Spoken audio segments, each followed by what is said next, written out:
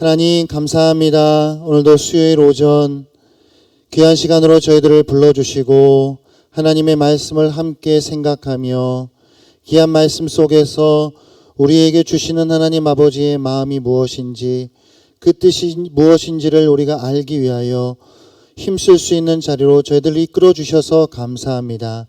오늘부터 시작되어지는 수요 성경 공부 이 모임을 주님 복되게 하여 주시고 참석하며 우리가 함께하는 모든 이들 가운데에도 주님의 말씀에 충만한 은혜가 넘칠 수 있도록 주님 주관하여 주시옵소서.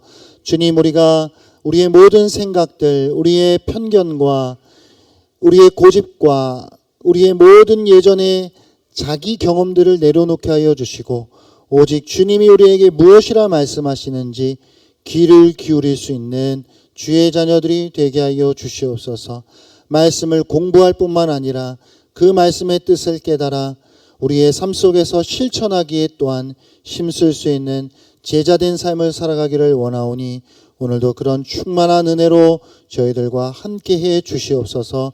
예수님 이름으로 기도하옵나이다. 아멘. 하나님 말씀 로마서 1장입니다.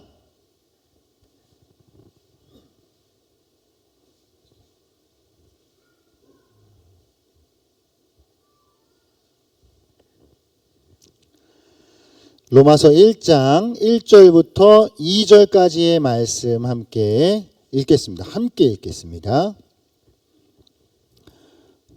시작. 예수 그리스도의 종 바울은 사도로 부르심을 받아 하나님의 복음을 위하여 택정함을 입었으니 이 복음은 하나님이 선지자들을 통하여 그의 아들에 관하여 성경에 미리 약속하신 것이라. 아멘. 한 번만 더 읽겠습니다. 시작.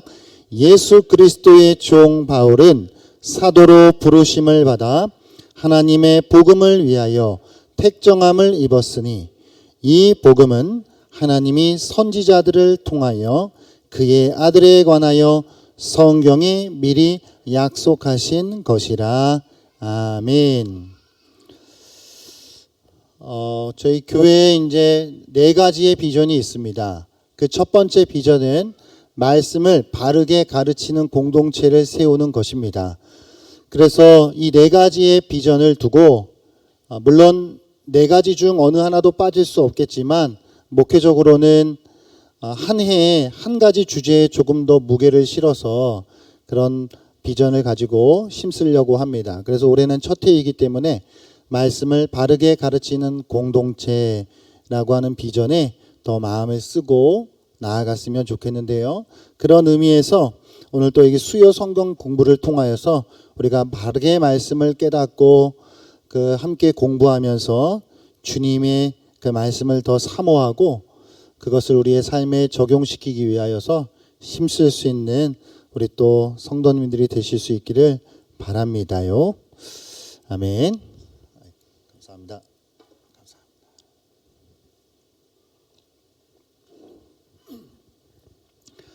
성경을 해석을 하는 것에 있어서 우리가 좀 몇 가지 생각해 볼 것들이 있습니다.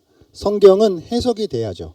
하나님의 말씀은 오묘하고 신비로워서 물론 어느 때에는 하나님께서 그 말씀들을 참 단순하게 쉽게 우리에게 들려주시기도 하지만 또 어떠한 경우에는 참 쉽지 않아요. 저는 아직도 많은 말씀들이 도대체 무슨 말씀이야. 특히 복음서에서 예수님이 하신 말씀들은 속으로 이런 생각을 해요. 정말 이 양반 도대체 무슨 생각을 가지고 이야기를 하신 것일까. 도대체 이게 무슨 뜻일까. 이게 도대체 알아들을 수가 없는 정말 그런 말씀들이 가득해서 죽을 때까지 공부해도 모자랄 지경인 게 하나님의 말씀인 것 같습니다. 이 성경을 해석해 나가는 데서 있어서 여러분 우리가 이제 몇 가지 생각해야 하는데 오늘 이제 첫 시간이니까 성경 전체 해석하는 것에 있어서의 좀 그런 기본적인 전제들 그리고 이제 로마서의 어떤 개요적인 부분들 그렇게 좀 한번 말씀을 드리려고 하는데 먼저는 성경을 해석할 때 텍스트와 컨텍스트가 있어요, 여러분. 텍스트는 뭘까요? 텍스트는 그냥 글자, 본문이에요. 여기 성경에 쓰였네요. 로마서 1장. 예수 그리스도의 종 바울은.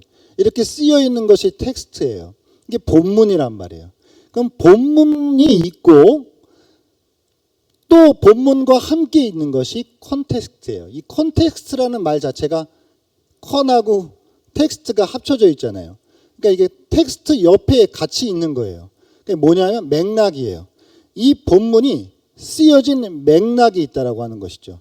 그냥 하나님 말씀이라고 해서 하늘에서 그냥 뚝 떨어져 가지고 내려온 것이 아니라 로마서면 로마서의 맥락, 요한일서면 요한일서의 맥락, 창세기면 창세기의 맥락이 있을 거라고 하는 것이죠. 그러니까 우리가 성경을 해석한다라고 하는 건 텍스트를 함께 공부하고 보면서 또 이 텍스트가 어떠한 컨텍스트 속에서 이것이 기록이 되었는가라고 하는 걸 생각하지 않으면 바르게 성경을 해석할 수가 없어요. 그렇기 때문에 우리는 먼저 텍스트와 컨텍스트, 이 본문과 본문이 쓰여진 맥락을 주도 면밀하게 살펴야 할 필요가 있는 것입니다. 그럼 맥락이라고 하는 건 조금 더 세부적으로 들어가면 뭐가 있을까요? 이런 거죠. 어떤 누가 썼냐? 저자가 누구냐라고 하는 거예요. 저자에 따라서 글의 느낌이 다르고 문체가 다르고 말하는 단어들이 또 달라요. 저자를 우리가 알아야 돼요. 그럼 바울 서신이면 바울 서신이라고 하는 틀 속에서 우리가 생각할 수 있을 것이고, 요한 서신이면 요한 서신, 모세오경이면 모세오경, 그렇게 저자의 특징들을 알 필요가 있다라고 하는 것입니다. 뿐만 아니라 기록 시기가 있을 거예요. 언제 기록이 되었느냐라고 하는 것이죠. 그럼 이것이 주전 몇 년도에 그리고 주후 몇 년도에 기록이 되어졌는데 그때는 어떤 일이 주변에서 벌어지고 있었는지, 어떤 일이 주변에서 벌어지고 있어서 이 성경이 쓰여질 수밖에 없었는지 여러 가지 기록 목적들이 있을 거라고 하는 말이죠.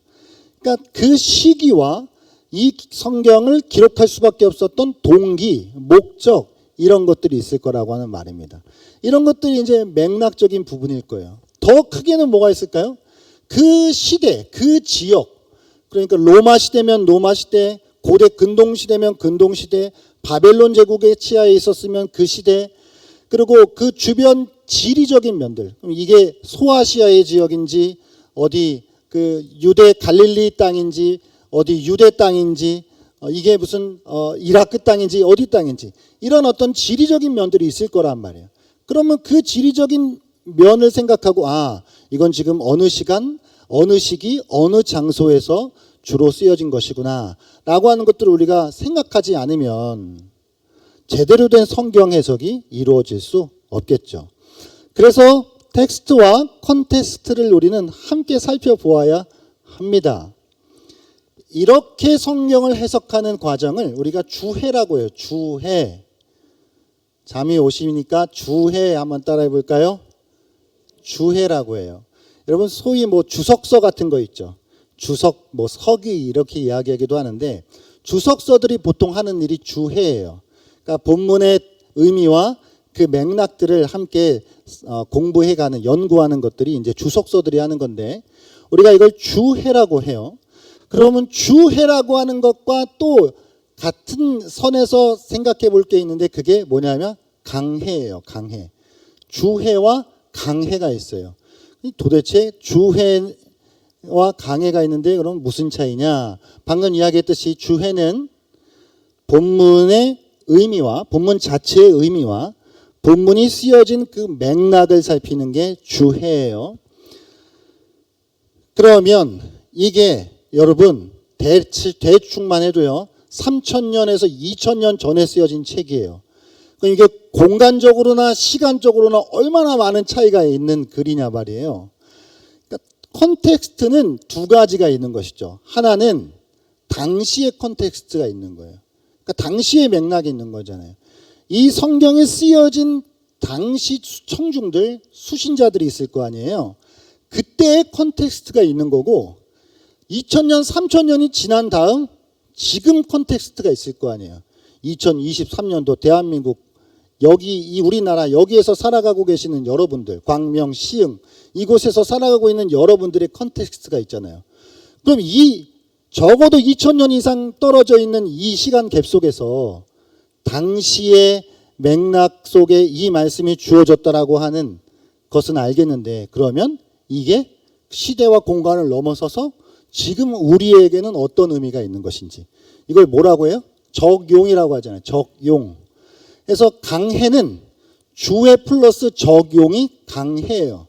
그러니까 주해가 먼저 이루어져야 하는 것이겠죠.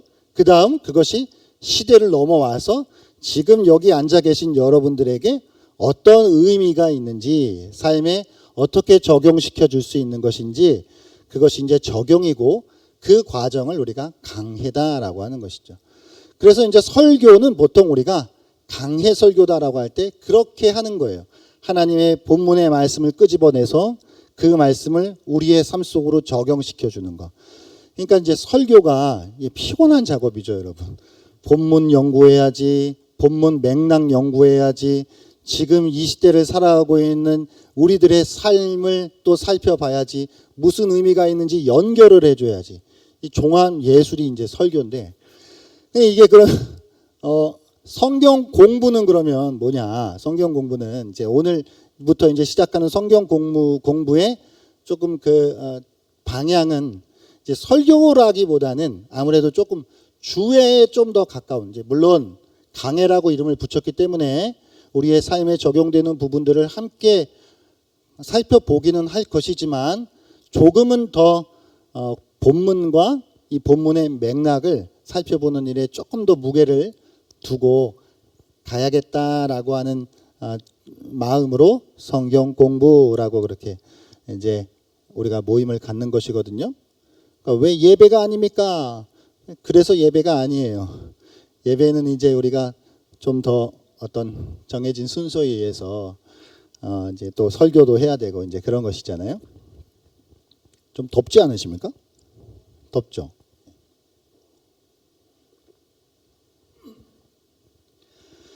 자, 그러면 한 가지 더, 성경을 해석하는 데 있어서 본문과 맥락을 살폈어요.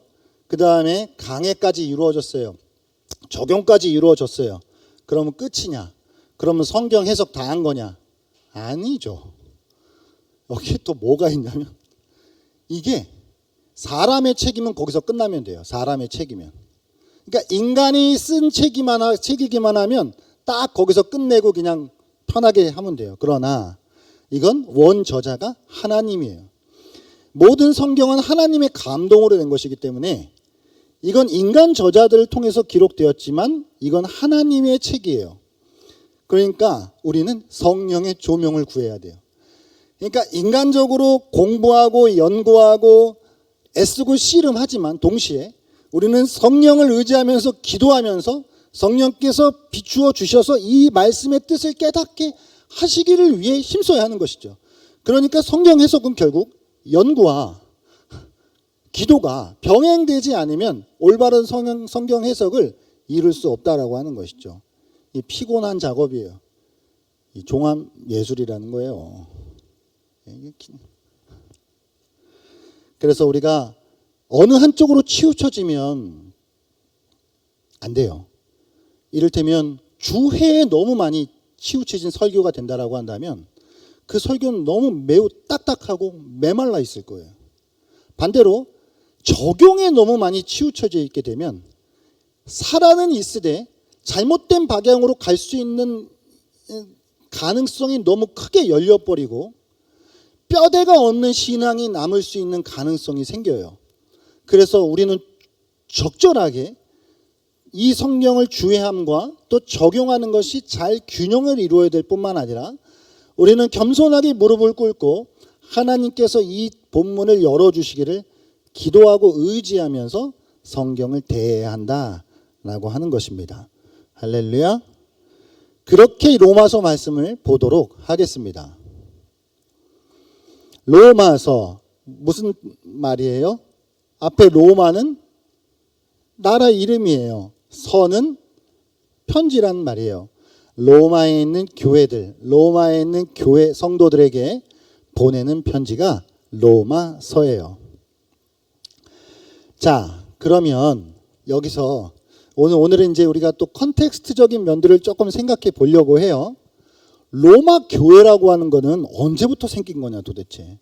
여러분, 그러니까 성경을 생각할 때 참 우리 성도님들께서는 너무 그냥 이렇게 순수하셔서 그냥 하나님 말씀인데 이거 뭘 따져.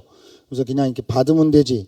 이렇게 생각할 수 있지만 조금만 더 이렇게 입체적으로 우리가 성경을 좀 들어가 본다라고 한다면 그럼 로마 교회에 바울이 쓴 편지라고 한다면 그러면 이미 로마에 교회가 있었다는 얘기잖아요. 그럼 로마의 교회는 언제부터 생기게 됐냐라고 하는 것이죠.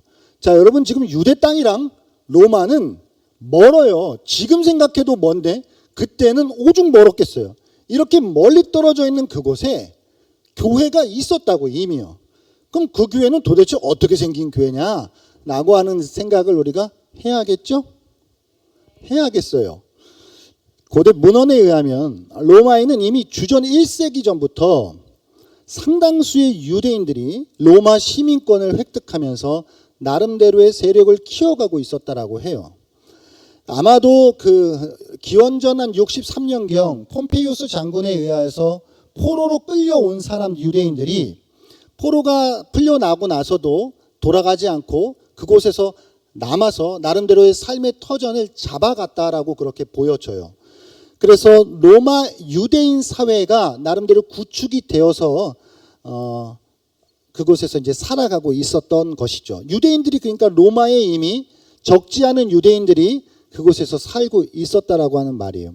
뿐만 아니라 여러분 성경을 잘 생각해 보면 디아스포라 유대인들이 이미 전역에 이제 퍼져 있었단 말이에요.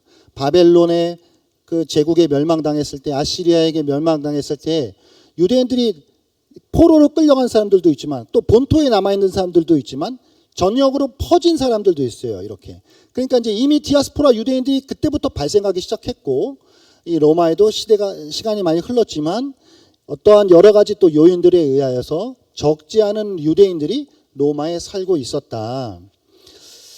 이런 어떤 걸 생각하면서 바울은 이 서신을 쓰기 전에 로마를 방문해 본 적이 없던 것 같아요.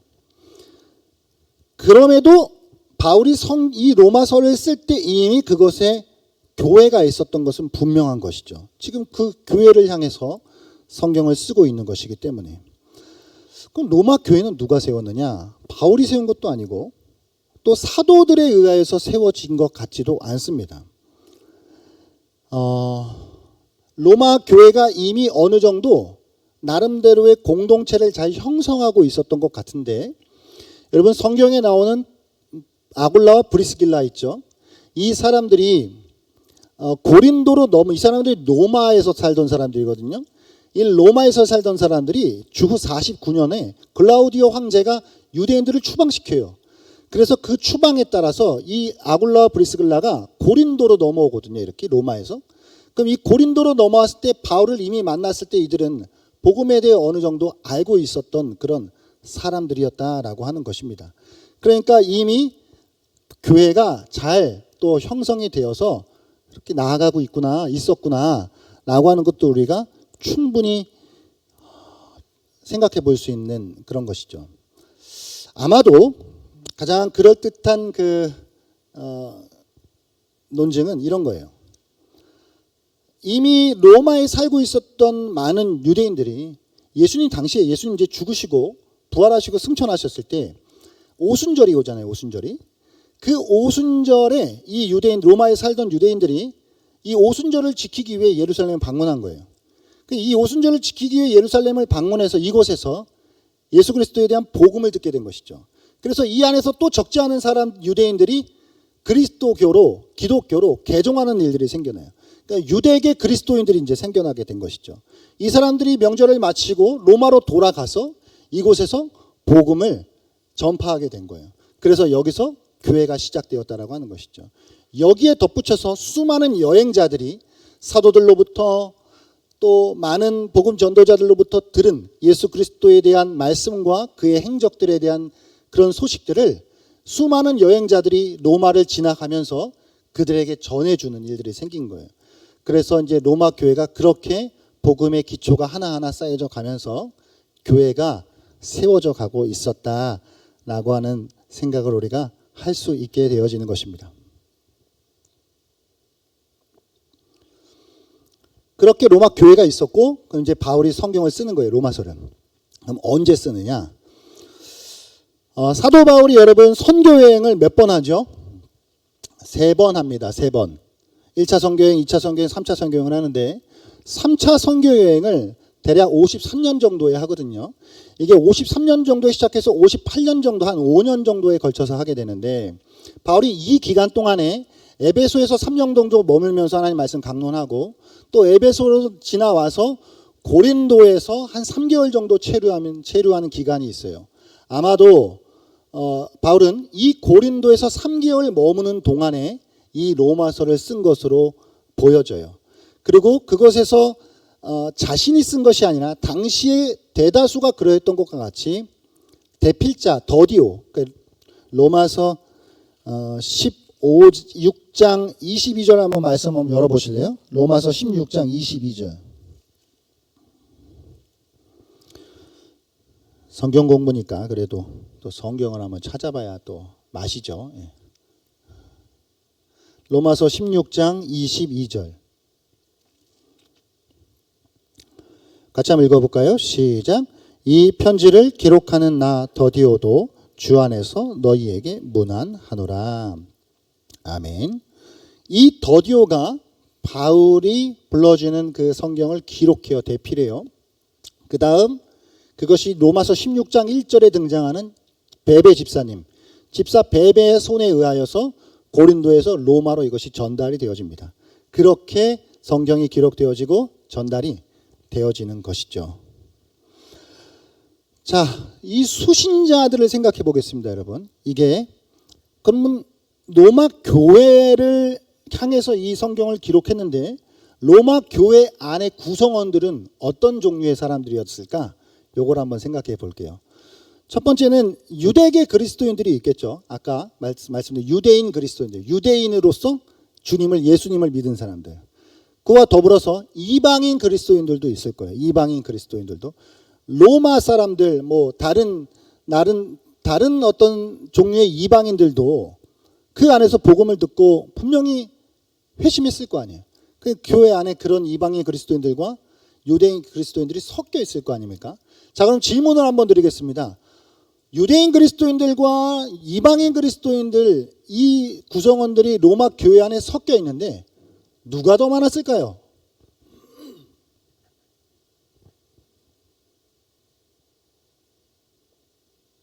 이게 처음에는 유대인 그리스도인들이 많았을 거예요. 그런데 한 가지 중요한 사건이 일어나요. 아까 말씀드렸던 49년에 글라우디오 황제가 유대인 추방령을 일으켜요. 그래서 거기서 쫓겨난 게 아굴라와 브리스길라라고 했어요. 그러니까 유대인들이 로마에 남아 있을 수가 없단 말이에요. 다 쫓겨나 버려. 그러니까 자연스럽게 어떻게 돼요? 로마 교회 안에는 이방인 그리스도인들이 다수가 되어 버리게 되는 거예요. 이제 물론 그 추방하는 기간이 길지는 않아요. 한 5년 이후에 그 황제가 죽고 난 이후에 다시 돌아온 것으로 보여져요.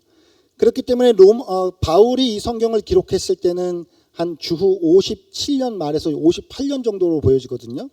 그렇기 때문에 같이 이미 다시 돌아온 유대인들과 섞여 있었던 것 같아요.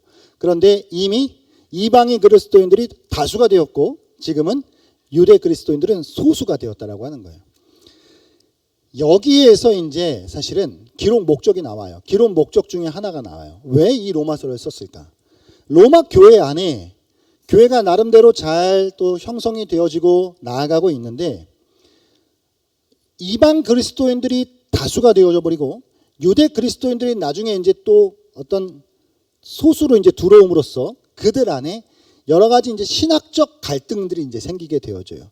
아무래도 유대 그리스도인들은 율법이라고 하는 것이 그들의 뼛속까지 묻어있는 어떤 부분들이기 때문에 그런 어떤 율법적인 내용들이 양보할 수 없는 그런 부분들이 또 있었을 것이고 그것이 이방인들이 느끼기에는 전혀 문제가 되지 않는 그런 어떤 것들이 이렇게 혼존하면서 그 안에 여러 가지 이제 갈등들이 막 발생했던 것 같아요. 그래서 바울이 이 성경을 기록한 이유 중 하나가 그런 차원에서 유대인 그리스도인들과 이방인 그리스도인들이 같은 복음의 기초 위에서 하나다라고 하는 것을 말해주기 위하여서 이 성경을 기록합니다. 자, 그럼 이제 마지막으로 기록 목적에 대해서 다시 한번 우리가 생각해 보겠는데요. 이 기록 목적이 하나만 있는 건 아니에요. 그러니까 바울이 이 로마서를 썼을 때 그냥 딱 한 가지 이유 때문에 이 성경을 쓴 것은 아니고 몇 가지 이제 이유들이 있는데 그중 가장 또 중요한 것 중에 하나가 선교적인 동기입니다. 선교적인 동기. 로마서 15장 28절 말씀 한번 볼까요? 로마서 15장 28절.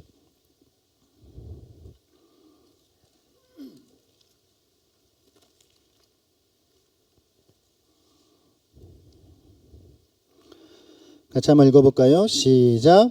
그러므로 내가 이 일을 마치고 이 열매를 그들에게 확증한 후에 너희에게 들렸다가 서바나로 가리라. 아멘. 이게 잘 한번 볼게요. 내가 이 일을 마치고 오는 거는 지금 바울이 그 소아시아 지역 그 이미 1차, 2차, 3차 전도 여행을 통하여서 교회를 세운 그 지역들을 돌아다니면서 헌금을 모금했거든요. 그 예루살렘 교회가 어려웠기 때문에.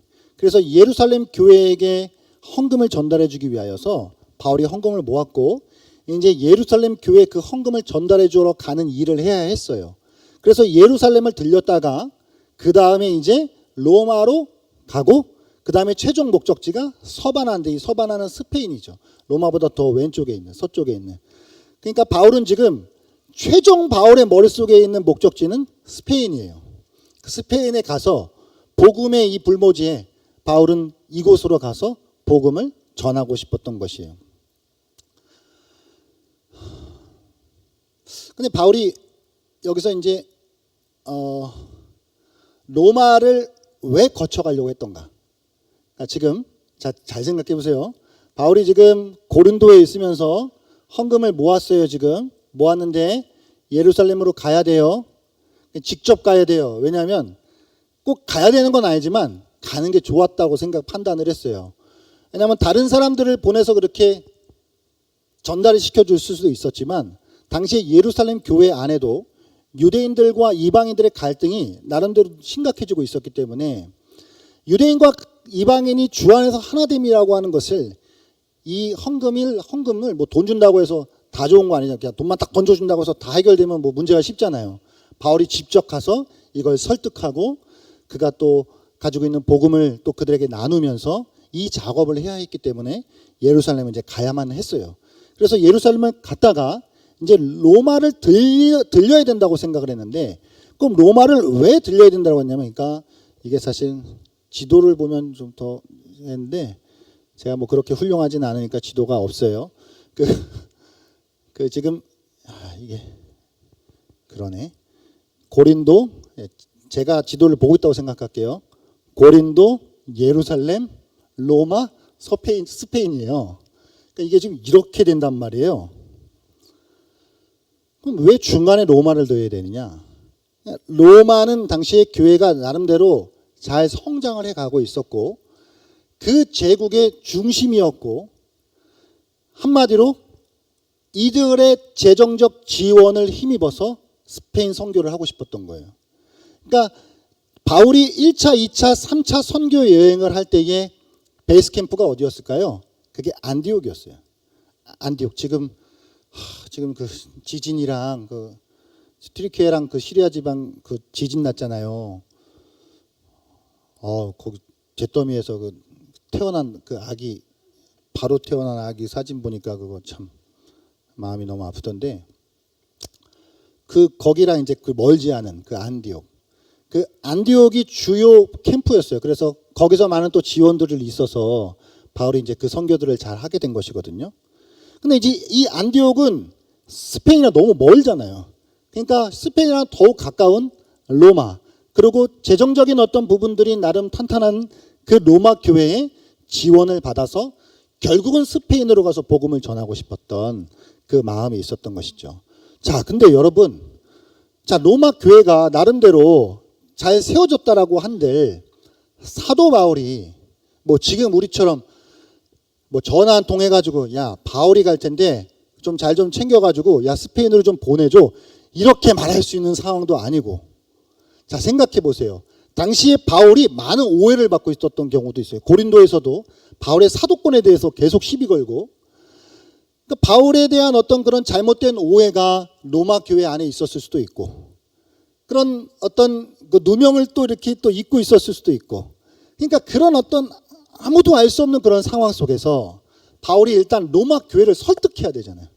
그건 자신이 경험하고 그리스도로부터 받은 사도됨과 또 이 그리스도께 받은 이 하나님 나라의 이 복음이 무엇인지 그것을 잘 설명하여서 잘 정리하여서 그들에게 내가 전하려고 하는 복음은 이것이다 라고 하는 것을 로마 교회에 설득해야만, 이 교회가 설득이 돼야만 그래야 스페인 선교가 이루어질 수 있는 거잖아요. 그러니까 그 선교적 동기가 1차적인 동기가 되어서 로마 교회를 향해서 자신의 복음이 무엇인지를 잘 정리하여서 보내는 거예요. 그게 이제 1차 동기고요. 두 번째는 아까 말씀드렸던 공동체적 동기가 있는 것이죠. 로마 교회 안에 유대인 그리스도인들과 이방인 그리스도인들 사이에 여러 가지 신학적인 갈등들, 그래서 그런 것들을 잘 해결시켜 주기 위하여서 유대인이든 이방인이든 같은 복음의 기초 위에 있다라고 하는 것, 그것을 설명해 주기 위하여 이 로마서를 쓴 것입니다. 뿐만 아니라 세 번째는 목회적 동기가 있는 것인데요. 바울은 선교사였고 또 하나님 나라의 복음을 전하라고 하는, 또 특별히 이방인의 빛으로 이방인의 사도로 소명을 받고 그렇게 하나님 앞에서 일평생을 드렸던 사람이란 말이에요. 그런 의미에서 로마 교회는 매우 중요한 곳이었죠. 그러니까 로마라고 하는 도시 자체가 너무 중요했고 이 곳에 있는 교회가 너무 중요했기 때문에 바울이 목회적으로 이들을 돌보지 않을 수 없었던 것이죠. 이들이 복음 위에서 잘 서는 것이 그게 하나의 나라 전체 면에서 생각해 볼 때 너무 중요한 일이에요. 로마 교회가 바로 서는 일은 하나님 나라의 입장에서 매우 효과적인 일이었다라고 하는 것이죠. 그런 어떤 의미에서 바울은 로마 교회가 바른 복음의 기초 위에서 설 수 있도록 이 로마서를 기록하게 된 것입니다. 또한 이제 마지막 네 번째 동기가 이제 있을 것인데, 이 네 번째 동기는 바울이 지금 여러분 1차, 2차, 3차 선교 여행을 하면서 바울의 복음은, 그리고 이 로마서는 사실 중요한 어떤 분들은 하나의 교리 논문이다, 기독교 복음의 어떤 논문이다, 이렇게까지 이야기할 수 있을 정도로 이 특별히 이신칭이 복음에 대한 기독교 교리의 정수가 이 안에 담겨져 있는 것인데, 이제 바울의 그런 복음은 그냥 어떤 이렇게 책상에서 나온 것이 아니라 그가 선교의 현장 속에서 수많은 경험들이 묻어나온 그런 복음의 결정체다라고 하는 것이죠. 그러니까 그런 수많은 경험들을 하고 하나님에 대한 경험과 이 복음에 대한 이 경험이 긴 세월 동안에 응축이 됐을 거 아니에요. 그것을 예루살렘으로 가기 전에 바울이 정리할 필요가 있다고 생각했던 것입니다. 그래서 예루살렘 안에서도 사실 신학적 논쟁들이 많이 있었단 말이에요. 그러니까 그들과 또 대화하기 위하여서 바울이 자신이 먼저 그 부분들을 잘 정리할 필요를 느꼈고 그렇게 예루살렘으로 이제 가게 되었다라고 하는 것이죠.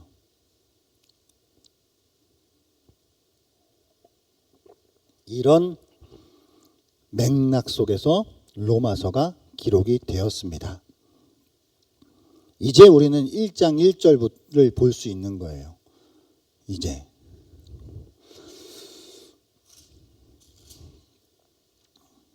자, 1장 1절에 보니까 예수 그리스도의 종 바울은, 그래요. 여러분, 여기서 나오는 이 종이라고 하는 단어, 이게 지금은 종이 없으니까 잘 감이 안 오시잖아요. 이것은 엄청난 바울의 자기 신앙적 고백이에요. 이 종이 헬라어로 둘로스인데, 이 둘로스는 그러니까 하인이라고 하는 그런 개념이랑 좀 달라요. 그러니까 집에서 이렇게 부리는 하인 그런 거 아니고, 종은 노예예요. 노예. 이게 둘로스는 노예거든요. 그러니까 배 밑에서 그냥 노졌고 그냥 노졌는데 그걸 사람으로 취급한 게 아니라 노와 한 일체로 생각했어요. 그러니까 이거는 그냥 도구다. 그러니까 사람이 아니라 인격체가 아니라 그냥 생산 수단이다 라고 당시에 여겨졌던 사람들이 둘러싸요. 그러니까 누가 그러시더라고요. 당나귀랑 노예랑 차이가 있다면 당나귀는 말을 못하는 거고 노예는 말을 하는 거고 그 차이만 있다 라고 여겨졌을 정도로 당시에 이 노예들은 그런 대우를 받았던 사람들이에요. 그럼 바울이, 여러분 생각해 보세요. 바울이 부족한 게 사실 없어요. 이 사람이. 그럼에도 불구하고 자신을 종이라고 그렇게 불러요. 이것은 자신이 예수 그리스도 믿는 사람들을 박해하러 가는 그 길에 앞장섰던 자신을 그리스도께서 그를 찾아오셔서 그를 만나주시고 심지어 그를 복음의 사도로 불러주신 이 하나님의 은혜의 복음이 무엇인지를 너무 이것을 뼛속 깊이 느꼈던 이 바울은 자신은 하나님의 생산수단이든 자신은 하나님의 종이든 노예든 도구든 무엇이든 그 하나님의 무엇으로도 불리는 것이 나는 영광스럽다라고 생각했기 때문이죠. 그런 자기 봉헌적 마음으로 하나님 앞에 예수 그리스도의 종이다 라고 그렇게 고백을 하고 있다라고 하는 것입니다. 그냥 이렇게 우리가 너무 쉽게 저는 하나님의 종입니다 이렇게 그냥 이렇게 종교 형식적으로 고백하는 거 말고 사도 바울은 실존적 자기 고백을 지금 하고 있다라고 하는 것이죠. 그런 이 사도 바울이 사도로 부르심을 받았다라고 그래요. 사도로 부르심을 받았다. 그래서 이방인에게 복음을 전하라라고 하는 그런 사명으로 하나님이 이 바울을 불러주셨다. 그러니까 바울은 예수님을 만난 적이 없던 것 같아요. 예수님 생존에. 그 만난 적이 없었던 이 바울의 어떤 사도권을 가지고 당시에 많은 또 시비가 있었기 때문에 편지를 시작하면서 하나님이 자신을 사도로 불러주셨다라고 하는 것을 먼저 짚고 넘어가지 않을 수 없었던 것이죠. 그래서 하나님이 자신을 사도로 세우셨다. 하나님이 자신을 사도로 부르셨다라고 하는 것을 먼저 말하고 있는 것입니다. 그럼 왜 사도로 부르셨느냐? 하나님의 복음을 위하여 택정함을 입었다라고 하는 것이죠. 하나님 나라의 복음을 전하는 사도로 그를 불러주셨다라고 하는 것이죠. 여러분 그 성경이 신약 성경이 몇 권이죠? 27권 39, 27 아시죠?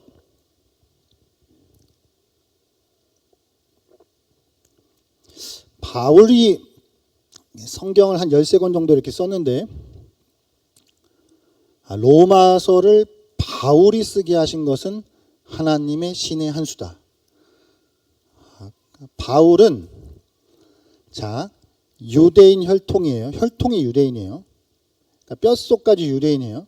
그리고 길리기아 다소 지방, 이방 문화가 있는 곳이거든요. 그 다소에서 태어났어요. 거기에다가 로마 시민권을 가지고 있었고 당대 가말리엘 문화에서 공부한 사람이에요.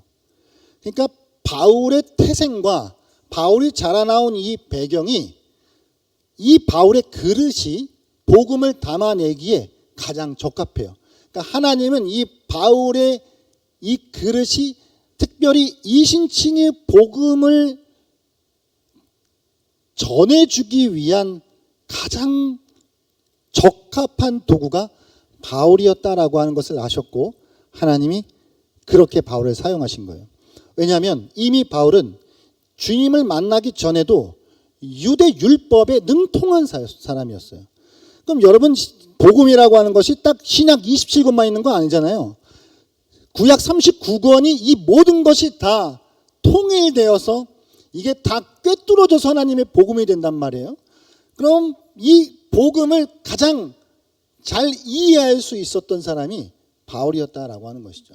그런 의미에서 바울을 사용하셨던 것이다 라고 우리는 말할 수 있는 것이죠. 그리고 그가 길리기아 다소 지방에 지나면서 당시 헬라 문화와 로마 어떤 제도권 속에서 수많은 문화들을 다양하게 접하면서 이방인들을 이해할 수 있고 그 당시의 철학과 문화를 쉽게 이해함으로써 훨씬 더 효율적으로 복음을 전할 수 있는 그릇으로 준비되었다라고 하는 것을 생각해 볼 수 있습니다.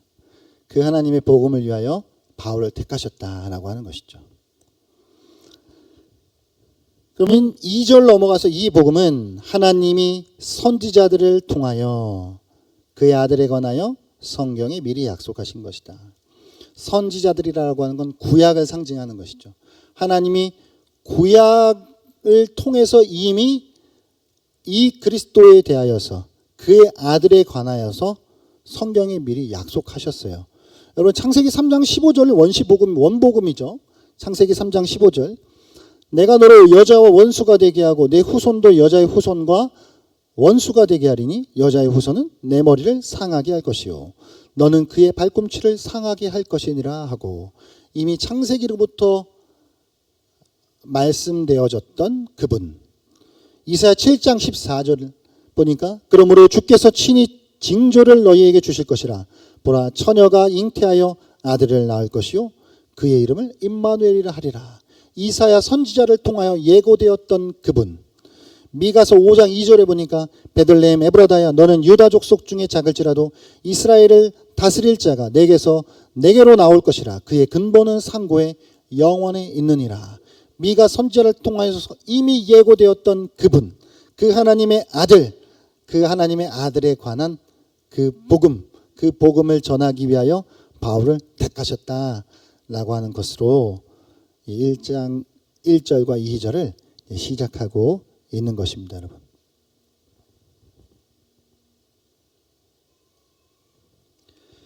로마서는 교회 역사에 수많은 사람들을 하나님의 도구로 만드는 그 하나님의 말씀으로 쓰였어요.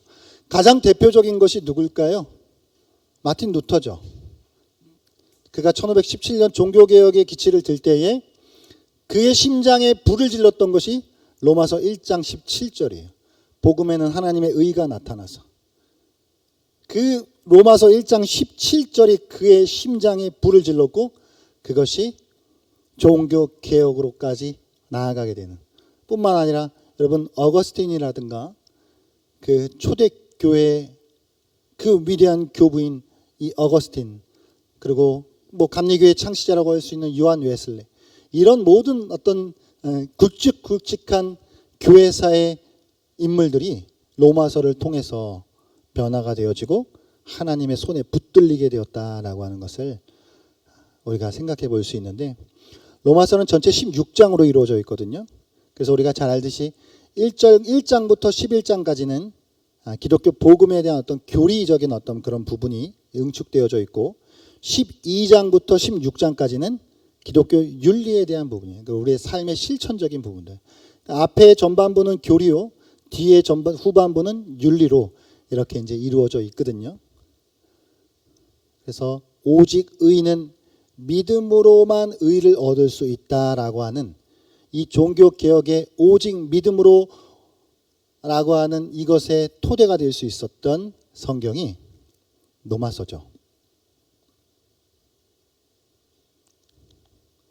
어떻게 보면 하나의 교리적 논문이라고도 할 수 있지만 그냥 단순히 그냥 교리적 논문이 아니라 그것을 넘어서서 오늘 생각했듯이 바울이 로마서를 기록할 수밖에 없었던 건 이러이러한 여러 가지 요인들이 있었고 이런 맥락 속에서 이 성경을 기록했다라고 하는 것을 우리가 이제 생각해 본다면 그런 것과 더불어서 이제 말씀을 우리가 대하면 조금 더 풍성한 말씀을 우리가 이해할 수 있을 것이다. 그렇게 생각이 되어집니다. 특별히 바울이 자신이 정말 열심히 살았다고 살았고 그러나 잘못된 방향으로 갈 수 있었던 어떤 그에게 그리스도께서 먼저 찾아오셔서 그를 변화시키시고 그에게 새로운 사명을 맡겨주셔서 바울은 평생 죽어도 주를 위해서 죽을 수밖에 없다. 내가 아무리 주를 위하여서 내 생명을 바친다 한들 그것은 내 자랑이 될 수 없다라고 고백할 수 없었던 건 그가 받은 은혜가 그렇게 컸기 때문이다라고 하는 것을 우리가 생각해 보면서 우리도 하나님이 우리를 불러주신 그 은혜가 무엇인지를 늘 기억하고 잊지 않으면서, 그래서 이제 교회를 또 때로는 섬기고 하나님 나라를 위해서 살아간다라고 하지만 때로는 이렇게 지치고 힘들 때 우리 마음에 여러 가지 시험거리가 찾아오지만, 그러나 다시 우리를 불러주셨던 그 하나님의 은혜, 불러주신 것이 어떤 의미인지, 나를 구원해 주신 하나님의 그 복음이라고 하는 것이 얼마나 풍성한 내용이 담겨져 있는 것인지, 그것을 늘 이렇게 상기하면서, 그러면 다시 한번 주님 앞에 엎드려져서 주님, 나는 주님의 종입니다 라고밖에 고백할 수밖에 없는, 종이 기호가 어디 있어요? 기호가 나는 이건 좋고 저거는 싫은데요, 이런 게 종이 어디 있어요? 이런 게 종이라고 할 땐 그냥 싫어도 좋은 거고 좋아도 좋은 거고 주님이 좋으시면 좋은 거고, 이게 종이죠. 근데 종이 너무 기호가 많고 말이 많아. 이거는 저래서 안 되고 저거는 이래서 안 돼. 그건 종이 아니죠. 저한테 하는 이야기예요. 저한테. 뭐가 이렇게 따질 게 많아요. 우리가 바울이 성경을 기록했던 그때 바울의 감정이입을 우리가 좀 하면서 우리 삶 속에 좀 적용할 수 있었으면 좋겠고요. 이 성경을 이렇게 풀어가면서 여러분들께서 여러분들의 삶에 또 직접 또 적용하시면서 나에게 주시는 또 말씀들을 각자 받으셔서 그렇게 우리가 또 좀 더 주님의 뜻에 합당한 삶으로 살아갈 수 있었으면 좋겠습니다. 할렐루야. 같이 한번 이 시간에 말씀을 생각하면서 기도하실 때, 먼저 우리가 같이 한번 기도할 때, 주님의 말씀을 또 해석하고 하나님의 뜻을 밝히 알기를 원합니다. 그런데 혹 내가 너무 한쪽으로만 치우쳐 있었던 것은 아닙니까? 때로는 한쪽으로 너무 치우쳐져서 메마르고 딱딱한 신앙으로 흘러가고 있었던 것은 아닙니까? 혹은 너무 다른 쪽으로 치우쳐져 있어서 생동감은 있는 것 같았으나 뼈대가 없고 그 중심이 약한 그런 모습으로 있었던 것은 아닙니까? 또 균형 잡힌 성경 해석을 통하여서 우리가 하나님의 뜻을 더 온전히 깨달아 알게 하여 주시고, 또 하나님의 말씀을 대할 때 이것이 하나님께서 기록하신 원저자이신 분은 하나님이시라고 하는 사실을 잊지 않고 겸손하게 무릎 꿇고 성령께서 비추어 주시기를, 성령께서 조명하여 주시기를, 그래서 그 말씀을 깨닫게 해 주시기를, 그렇게 의지하는 그런 마음과 자세로 우리 하나님의 말씀을 대할 수 있게 하여 주시옵소서. 같이 한번 이 시간에 기도했으면 좋겠습니다. 함께 기도하며 나아가시겠습니다.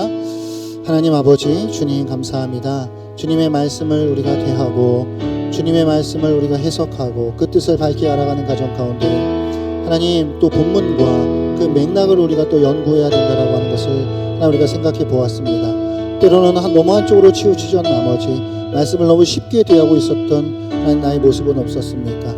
주님, 원저자이신 주님 앞에 더 겸손하게 무릎 꿇고 의지하게 하여 주시고 성령께서 이 말씀을 열어주시기를 간절히 아버지 안에 의지하며 주여 말씀을 대할 수 있는 주여 그 자세를 다시 회복시켜 주시고, 하나님 아버지 주님 말씀의 뜻을 더 온전히 깨달아 알게 하여 주시고 그것을 나의 삶에 더욱 아버지 하나님 적용시키면서 모든 삶의 영역 속에서 하나님 말씀에서 벗어날 수 있다라고 하는 것은 없다라고 하는 것을 알고 그렇게 살아갈 수 있도록 인도하여 주시옵소서. 어느 것 하나 주님의 아버지 하나님 주권 속에서 주의 아버지에 비껴나가 있는 것은 없음을 고백합니다. 주님, 그 모든 나의 삶의 영역이 다 주님의 손과 주님의 주권 아래에 있음을 고백합니다. 하나님 아버지, 말씀을 더 배우기 위하여서 힘쓰는 자들 되게 하여 주시고 말씀을 더 아버지 하나님 더 가까이 하며 말씀을 사모할 수 있는 그런 아버지 하나님 믿음으로 그런 자세로 주 우리를 살아갈 수 있도록 은혜를 내려 주시옵소서. 주님 감사합니다. 한 가지 더 기도하실 때, 오늘 바울은 배울 만큼 배웠고 가질 만큼 가졌던 그런 사람이었지만 주님을 만나 나는 예수님의 둘로스입니다. 나는 예수님의 노예입니다. 나는 주님의 생산수단입니다. 나는 주님의 도구입니다. 라고 그렇게 진실로 고백하며 고백할 뿐만 아니라 정말 1차, 2차, 3차 선교여행을 통해 죽을 고비를 수없이 넘겼고 왜 저렇게까지 살아갔어야 됐는가라고 생각할 만큼 주님의 복음을 위하여 달려갈 길을 달려갔던 이 바울을 생각하면서 우리도 주님, 나는 주님의 종입니다. 때로는 내가 주인인 것처럼 착각하며 살아갔던 우리의 연약함을 불쌍히 여겨주시고 나의 종됨을 회복할 수 있도록 은혜를 더하여 주시옵소서. 같이 한번 기도하며 나가시겠습니다. 살아계신 하나님 아버지 감사합니다. 주님, 오늘도 주여 아버지 하나님 사도 바울의 이 하나님 아버지 주님 자기 고백이 예수 그리스도의 종이다 라고 이렇게 하나님 앞에 주여 고백하였던 이 말씀이 하나님 아버지 우리의 말씀이 되게 하여 주시옵소서. 주님, 종이라고 말은 하였지만 하나님 내가 주인이었습니다. 내가 하고 싶은 것이 먼저였고 내가 원하는 것이 먼저였습니다. 주님의 뜻을 구하기보다는 주님, 그냥 내가 하고 싶은 대로 흘러보냈던 수많은 아버지 하나님 시간들 속에 주여 살았음을 고백합니다. 주여 이 죄인을 불쌍히 여겨주시고 다시 하나님 아버지 주님 앞에 주여 아버지 하나님 주님 종이 여기사오니 말씀하여 주시옵소서. 주님, 내가 듣겠나이다. 주여 아버지 하나님 마음을 가지고 주여 나아가게 하여 주시옵소서. 주님, 나의 삶이 하나님의 도구가 된다 한들 주님의 생산수단이 된다 한들 주여 나는 그것으로 주여 아버지 충분합니다. 아버지 하나님 나는 그것으로 영광스럽습니다. 나는 아버지 하나님 고백이 나의 아버지 진실한 주여 마음 되게 하여 주시고 그런 아버지 하나님의 삶을 통하여서 하나님 나라 복음을 주여 아버지 하나님 증거하며 하나님 나라 복음에 주여 아버지 신실한 일꾼으로 주여 살아갈 수 있도록 은혜를 베풀어 주시옵소서. 하나님 아버지 주여 감사합니다. 마지막 한 가지만 기도하실 때 주님, 나를 주님의 도구로 사용하여 주시옵소서. 하나님 복음을 위하여서 그 복음이 이 땅 가운데 증거되어지는 일에 우리 모두를 주님 사용하여 주시옵소서. 주님, 나를 통하여서 하나님 나라가 이루어지게 하여 주시고 하나님 기뻐하시는 일들이 이루어질 수 있도록 하여 주시옵소서. 우리를 하나님 나라의 도구로 사용해 주시기를 간구하며 이 시간 합심에 기도하며 나아가시겠습니다. 하나님 아버지 주님, 하나님의 복음을 위하여서 주님의 나라를 위하여서 우리들을 사용하여 주시옵소서. 하나님의 주여 복음을 위한 주여 거룩하고 깨끗한 그릇이 되게 하여 주시고 신실한 주님의 도구가 주여 될 수 있도록 인도하여 주시옵소서. 하나님, 우리 한 사람 한 사람을 통하여서 하나님은 아버지 하나님 오늘도 우리를 준비시켜 주시고 우리가 아버지 하나님 앞에 주여도 하나님의 주여 아버지 도구로 살아가기를 원하시는 주님, 그 마음을 우리가 알게 하여 주시고 그렇게 살아갈 수 있도록 주께서 은혜를 베풀어 주시옵소서. 오 할렐루야. 아버지 말씀을 아버지 하나님 연구하고 주여 말씀을 공부하는 것이 주여 목적이 아니라 우리의 삶이 온전히 변화가 되어지고 우리의 아버지 하나님 주여 성품이 변화가 되어지는 그것이 주님의 진실한 아버지 하나님 주여 뜻인 것임을 우리로 알게 하여 주시옵소서. 하나님 주의 복음이 우리 안에 충만하게 하여 주시고 사랑이 넘치게 하여 주시옵소서. 우리 안에 그리스도를 향한 사랑으로 충만하게 채워 주시옵소서. 오 할렐루야. 하나님 아버지 감사합니다. 주님, 하나님 감사합니다. 오늘도 우리가 함께 주님의 말씀을 함께 생각합니다.